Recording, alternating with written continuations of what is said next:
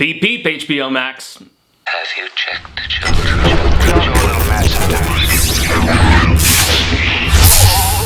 Hi, I'm Chucky. Wanna play? Sometimes that is better. You're gonna need a bigger boat.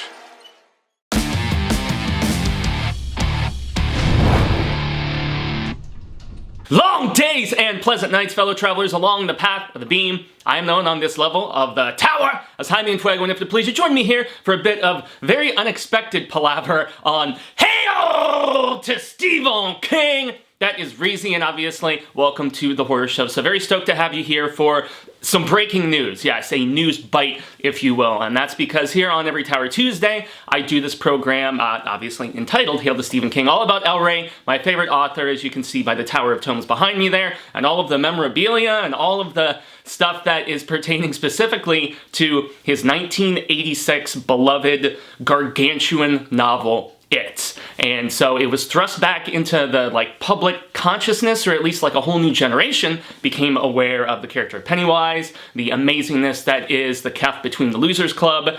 And yes, I know there were some people with the follow-up chapter 2 that had issues with it. I had issues with both. I still am a little bit more of just the high regard for Tim Curry's performance in that original Tommy Wallace film, or miniseries, I should specify. But in any event, I had a whole other episode ready to go today. It was covering the last two Children of the Corn films for Tether, who is one of our patrons here on the horror show.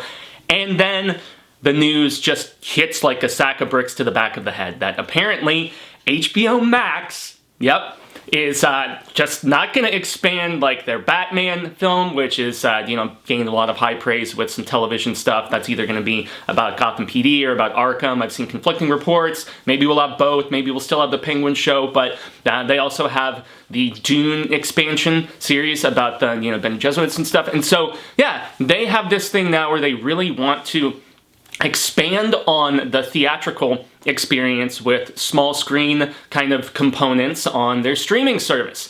And lo and behold, welcome to Derry. Wow. This is actually a project that I have been clamoring for a number of years now, because when that Castle Rock series came out on Hulu, and even though it had its intriguing moments, J.J. Abrams' Bad Robot producing it and stuff, I still constantly contended that there was so much more interesting, stuff to mine from the massiveness of, Sai King's 1986 novel, and so much that was just omitted, or there was no time to get that 1,000+ page book, especially with all of those interesting interludes that explore, a nasty killing spree with, bunch of loggers, or the mobster shootout aspect, or all of these different interludes that Mike Hanlon's character was responsible for researching. I always claimed, I was like, dude, they could do so much more of an interesting approach and actually be faithful to source material and have good source material to mine from, as opposed to,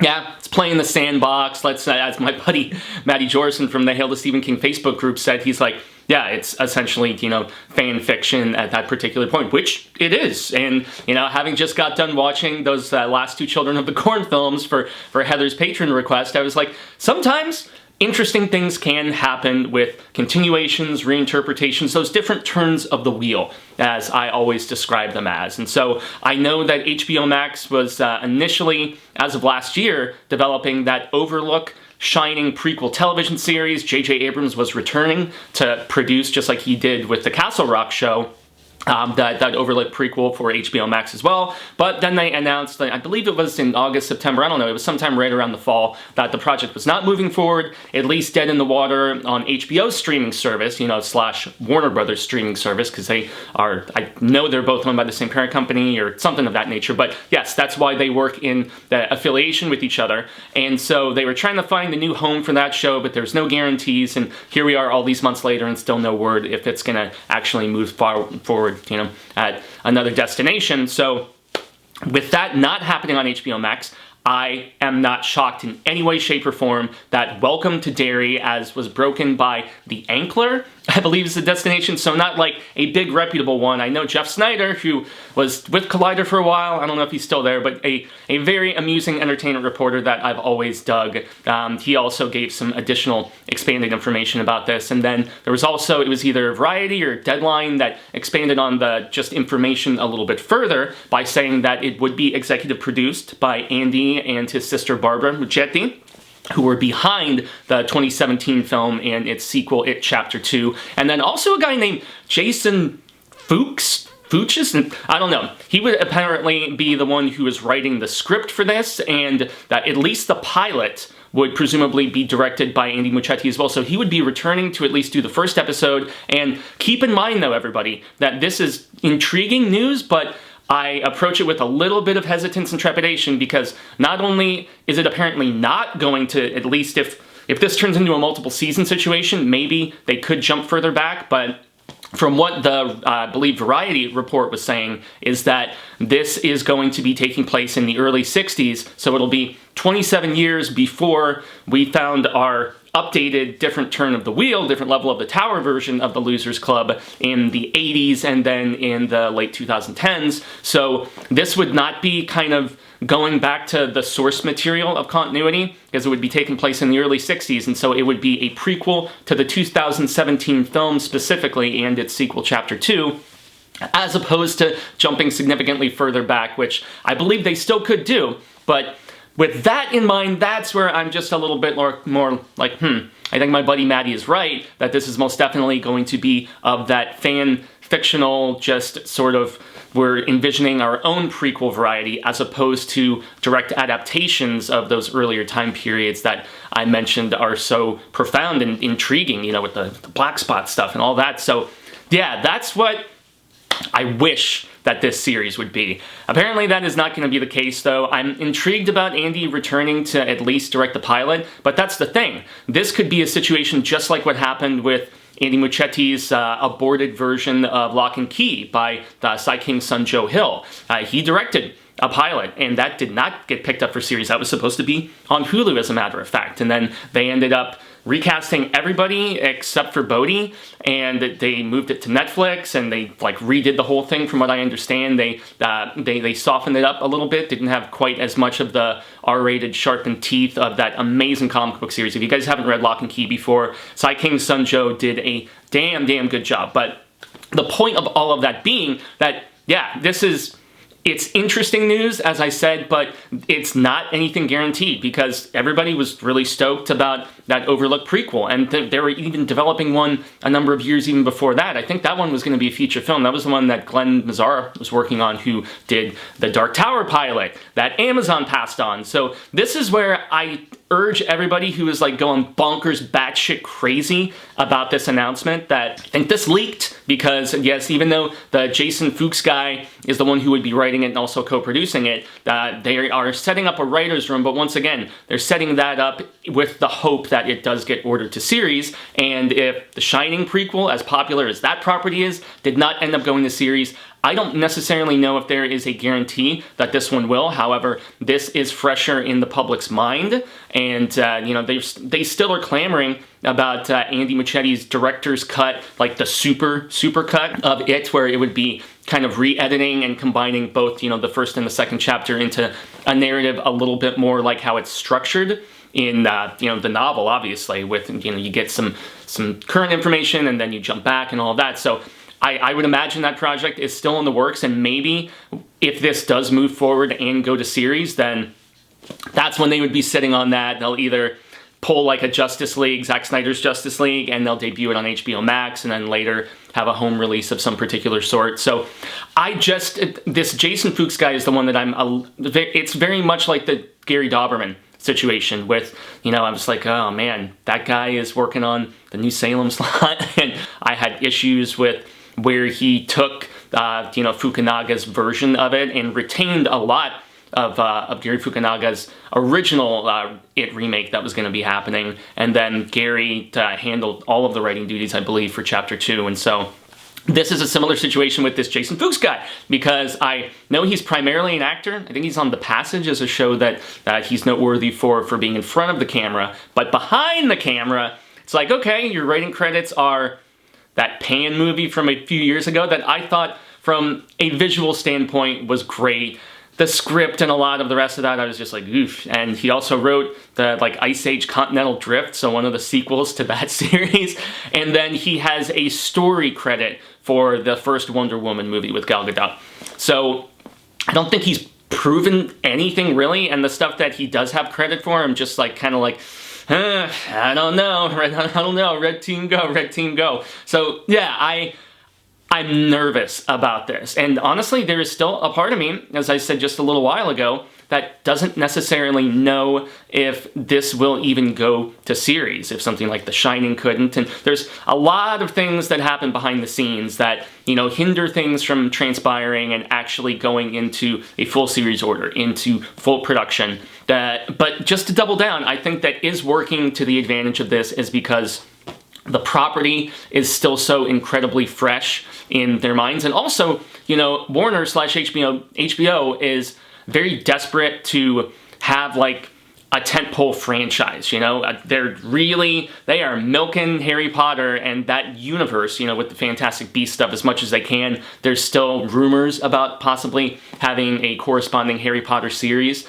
on HBO that takes place within that world, but, they're still seeing success with their DC properties, but everybody needs as many franchises of a recognizable fashion as possible, and that is totally why I think that we have a much higher likelihood of this happening. The bigger question that I pose is, how good will it be? Because I know that 2017 was like universally celebrated by a lot of people, but I still had issues with it, most notably the decade change and some of those structuring choices with going to just the kids and Stranger Thingsing it up and all that stuff. And shout out to my buddy Mike Kearns from Mike's Book Reviews, one of my favorite booktubers out there, a buddy of mine that I very much look up to and always give a shout out when I can. I know he was in a similar boat to me, where he thought Chapter 2, despite its flaws, of which there were many, like that barf scene and the musical choice. I mean, there's some weird aspects about Chapter 2, but I appreciated it even more, and I know that opinion is in the minority. Cecil would say, like, blasphemy, but myself, Mike, and also Marsha Parker from here on the Horror Show. Those are the few names that I know are diehard fans of the 86 source material, and so for that reason, actually getting the flashbacks and having such a strong cast that included McAvoy, who was my preseason pick to actually get that role, and somehow it happened. It was incredible, Chastain was good, dude from the Old Spice commercials was great. I mean, yeah, I was a Bill Hader. Like, it was such a great adult cast, and since we already had such a great young cast, it was so much more enriching with how much I love, the monstrous book that is it, to see the source material kind of approach, despite my issues with some of, Doberman's writing choices on it. They got a very beautiful looking film together that I feel like, especially with, the death of Adrian and stuff, near the beginning, that is much more of that dark adult mean-spiritedness that I think was necessary. And so, yeah, Chapter 2 is not a perfect adaptation. I've talked about it here on the channel countless times. Yeah, there you go, Pennywise. Beep, in that regard. So, I don't know. I will obviously watch this series if Welcome to Derry actually comes to fruition, but it's not the ideal situation of how I would like to see it approached, with really trying to be its own thing, taking place in the 60s, as opposed to really going back and mining that rich source material that you have from all of Mike Hanlon's interludes. And so I don't know. I mean, color me intrigued, as I said, but beyond that, since there is such a scant amount of information, it's great to see that Andy and Barbara on as EPs, why would they not be? Most definitely, of course they would, and so pieces are in place, but it's really the writer that I have the most hesitance about, and then also the fact of how they are deciding to just make it its own thing. The fact that it's much more Castle Rock, the series, than,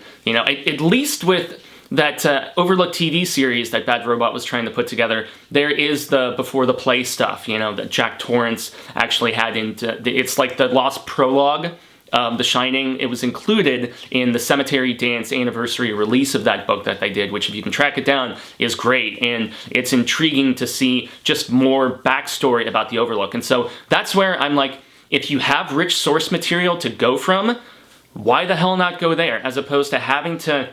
This is something that Kearns has said as well. He's like, why everybody is so dead set and intent on taking King's material and twisting it and playing in a sandbox and really desperately trying to make it their own thing, as opposed to being reverent and just respective of the King of Horror and the amazing work that he did. I know there's that scene in it, the book at least, and we're not going to talk about it here, but I know a lot of people, that's why they kind of feel like it needs to venture into its own territory, so to speak, because there is that very strange King drugged out and right at the very tail end of, you know, the most significant of his substance abuse when he wrote that book. But I don't know. I will just say it once again, yeah, for the record, that one, I don't necessarily know if this will actually happen, because this news, I think, was obviously leaked to Jeff Snyder. Snyder is one of those dudes who, as entertaining as I find him to be, he's one of those entertainment story guys that, much like with sports, writers and stuff like that, you want to break the story so badly. And since I haven't actually checked out the Ankler stuff specific, I saw people start to tag me as I was about to upload the Children of the Corn. They're like, oh, bloody disgusting, check this out. News broke about this. And then in turn you get a little bit more information, as I said, from Variety or Deadline, Hollywood Reporter. One of those big three of, entertainment, just news coverage and stuff like that. So I don't know. I'm not 100% if it's going to go to series. I will not be shocked if it does, but I still approach it with a slight bit of weariness. And so who knows, just often going in with lowered expectations, it works to the benefit, because I all too often talk on not just this program, but anytime I have the opportunity on the horror show, especially when we're doing reviews for stuff I'm really excited about, there is the burden of that proverbial expectation. And so for that reason,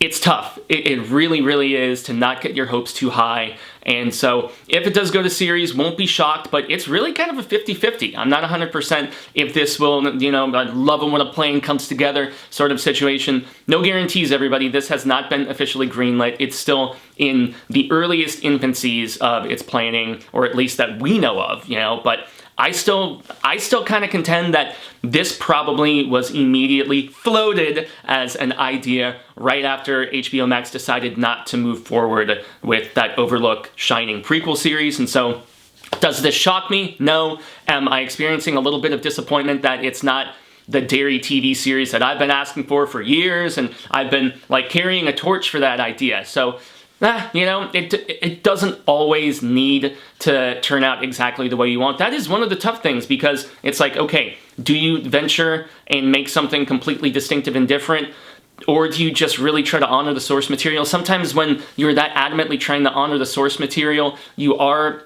caught within constraints. And so, yeah, there's a few different ways to look at this, and the possibility of welcome to Derry, but hey, I'm sure if it does actually go to series, it'll have a shit ton of viewers. There will be a lot of people checking it out, and yeah, who knows? But I'm trying to just very objectively soak in, in the barrens and, down in the sewers and everything, the knowledge that this is in the planning stages, that this very possibly could be a thing. And hey, even if it's not exactly what I want, this could be pretty goddamn cool. So that's going to be the end of the proceedings today. It's a little bit briefer of a video. The Children of the Corn double review is 30-something minutes, as those all too often turn into, but that will be not the following Tuesday's episode, but that will be, I'm assuming, second Tuesday of April. That's when myself and Cecil Laird will be covering the Phoenix Film Festival and the International Horror and Sci-Fi Film Festival, so just having that banked up will be good. And then next Tuesday is our Book of the Month, which you see right back there. Everything's Eventual is celebrating 20 years. Yes, I think it's an anthology from Cy King that does get a little bit forgotten about, but it does have some bangers, It's got The Man in the Black Suit. It has the title story with Dinky in it. There's a lot of really cool stuff. Little Sisters of Eluria, if I remember correctly. So yeah, there are still some bangers in there, even if I have not revisited many of the other ones in boy, quite some time, not since I was doing my initial King read-through of everything in published order. That took me about 7.5 years, and I finally finished that massive undertaking a few years ago, and it's just been, at this particular point, after over 300 episodes of Hail to Stephen King, trying to keep it fresh, trying to think of new ideas when you've covered pretty much every movie and just about every book, and yeah, it's a fun challenge though, and I'm still...